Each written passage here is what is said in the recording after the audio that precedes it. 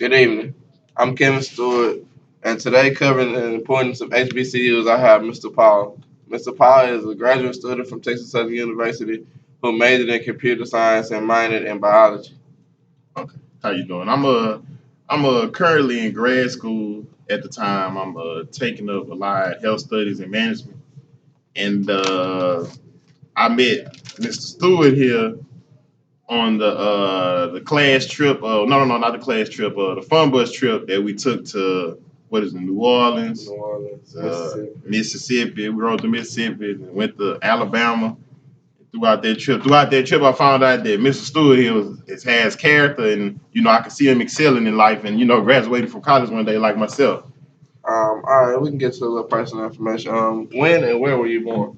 I was born right here in Houston, Texas, third ward, Houston, Texas, if you want to say it.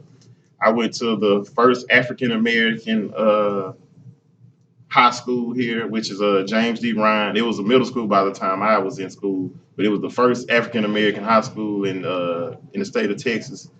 And I went to the first all Negroes college, which is Texas Southern now. But the original building, I haven't been to the original building, but I'm here at Texas Southern now. What sparked your interest in becoming a Texas Southern? What mainly sparked my interest in coming to Texas Southern was the fact that I used to catch the bus when I was little. I used to catch the bus to middle school to James D. Ryan, and I had a friend who also used to catch the bus with me. But her big brother, he attended school here at Texas Southern, and he was in a band. So every morning I would see him, dress up in regular clothes, this, and that. I would ask him certain questions about college. But then, even then, I was in middle school. I had a couple more years to go. With me asking him about that, I was just, preparing myself mentally, to be free. You know what I mean? And a lot of people don't take the responsibility in college and use it wisely. But coming into college here at Texas Southern, if you don't use it wisely, you will get caught with the wave. And messing with the wave, it'll get you caught up quick. All right, if I could ask, what year did you graduate from me? I graduated winter 2014 from here, and I graduated with honors, AB student, and I was also a part of Collegiate 100. And I was first starting my traveling as a Mason also then. All right. So, if you could identify one important role model or significant figure you encountered with while spending your years at Texas Southern, who would it be? The person who I would like to say, set a good positive standard for me, and was the best role model, I would have to say is Miss Bertina Bennett. She's over the student Sterling Life Center student center, and she's like the administrator here. She's pretty much over everything. She calls the shots. She gave me my first job here at Texas Southern, and me and her, we also have a connection because her son actually went to my high school. She didn't even know. I didn't even know her son went to my high school at JK's High School. He first started playing football, and his birthday is October the 4th. Mine is October the 3rd. So it's kind of crazy how me and him end up being friends, and his mom has looked out for me so much. All right, and going back into when you first came to Texas Southern, do you remember any like historical moments, or have you ever had any experiences with history while you were here, like Oh you were a yeah. part of history? Oh yeah. Matter of fact, in '08, I graduated from high school. My first time voting was for Barack Obama, and pretty much my second time, almost by unanimous decision, was voting for Barack again for his second term in I want to say in 2012, and also later on that year, well, yeah, later on in that school year, like early 2013, a guy by the name of Israel, he's a special needs student. He also attended the famous Jack Yates, one of the first black high schools out here in the U.S. He was the first special needs student to graduate from Texas Southern with honors, and also he had a display of all of his work all of his art in the art exhibit here at Texas Southern, and he had people flying over from Istanbul or Germany, Paris, just to see his showcase. So I feel like that was one of the most epic pieces of history that I've been a part since I've been at Texas Southern. With me knowing him personally from high school. Right. And You know. just to kind of, I need to kind of give me a visual of from how when you first got here, your freshman year, Okay. into like comparing it to my freshman year because this is my freshman year. So like, can you tell me like how has the campus changed from Okay. then to now? Well, my freshman year, TSU football team was actually good, so they won SWAC. Later on down the road, we found out some other things about the situation, but they won SWAC. So campus was, at a positive vibe. You had different types of events where students were involved, like rock climbing. I think they had that every Thursday my freshman year after those guys won SWAC, and things like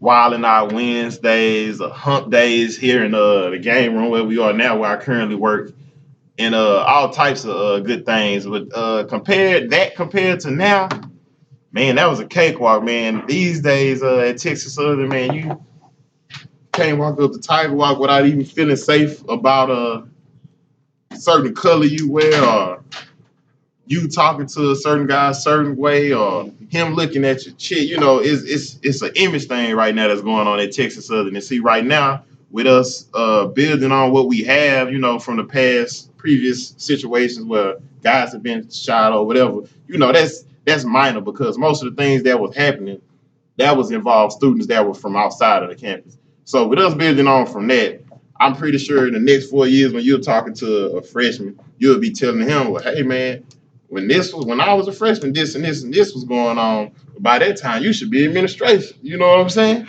So, with all of that, man, I just say, it's just a building block for Texas Southern here.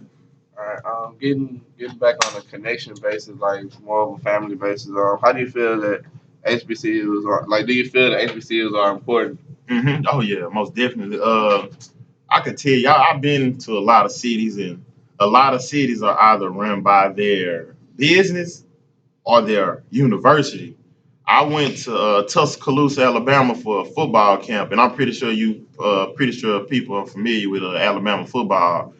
When I say that university runs that city, you see Alabama this, Alabama that everywhere, and it's like that whole city is generated by that one university, whether it's academic wise, them flying in a world class scientist to their campus, or them having a Hall of Fame football player to come by. That city is pretty much run by that university. And Texas Southern, we're almost there, but with competitors like U of H, and with them, trying to buy things from us, like certain like land Land and and buildings space. and stuff like Right. that, it's competitive. But since TSU has that root as a African American, HBCU, but whatever you want to call it, since we have those roots embedded in us, we could be talking to an individual in our neighborhood.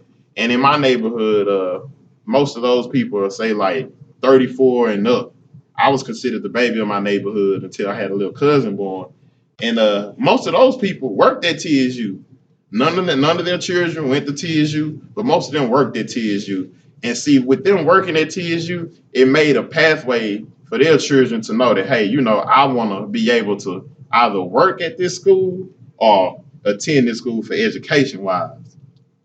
I kind of see where you're going. Yeah. How would you say? Would you? How would you describe your relationships with other entities? Ethnicities. Yeah, ethnicities. I would describe that as astounding, because my freshman year, I went to I want to say it was called advocacy. I'm not sure. Advocacy. Yeah, it was called advocacy. My professor, she was from New Orleans. Uh, she was from New Orleans. Everyone was clinging on to this accent. And as class went by, we noticed that, it's not she not the only funny talking or funny looking person in here. You have Asians, you have Middle Easterns, we have Nigerians, a lot of Nigerians, and did I say Asians? We also have a lot of Asians, and Arabians. yeah, all types. Every spectrum of the rainbow is here at Texas Southern, and I would like to say that with each experience I've had with everyone, it's been pretty good. And I have never had a downfall with them. And most of the time, the people who are from overseas, they're looking to get that positive outcome from us. They're looking to impress us. You know what I mean? So it's been the experience has been pretty good. How do you feel Texas Southern as an HBCU has prepared you for the workforce? Oh man, when I say Texas Southern has prepared me for the workforce, I mean that's an understatement because first off, I when I first started working here, to be honest, I didn't know about tax write off, putting your independence and all of that. They made me go through a full class about filling out paperwork to get paid before I could get paid. And myself, I was mad then because it was 2 months before I could actually do it. But when after the fact that I did do it, after seeing my money build up, after how I filled out my paperwork, I was, blessed and happy, happy about the situation all around. What made you choose the HBCU over PWR?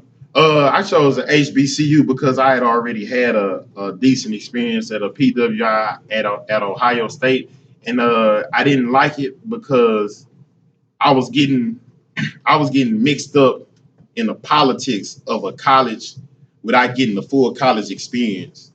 Because I say that because I was going through a situation where I was dealing with a football coach that was telling me one thing, but whenever I got to class and got to my dorms with my noodles and all of this, it was totally different. So I veered away from that because I felt that with the coaches and the staff and most of the guys that were on the team, with them not being of my ethnicity, I didn't feel that it was equal. So when I got here, it was totally different. I had things laid out. People bought me whatever I needed, and I had a lot of people to help me out. All right, last question. What advice would you give young people today, such as myself? The advice that I would give people like you right now, man, is to you and all your friends, man, stick with it, stick with the school. I could tell you to stay away from the girls, but that's hard. I could tell you to maintain and play it smart.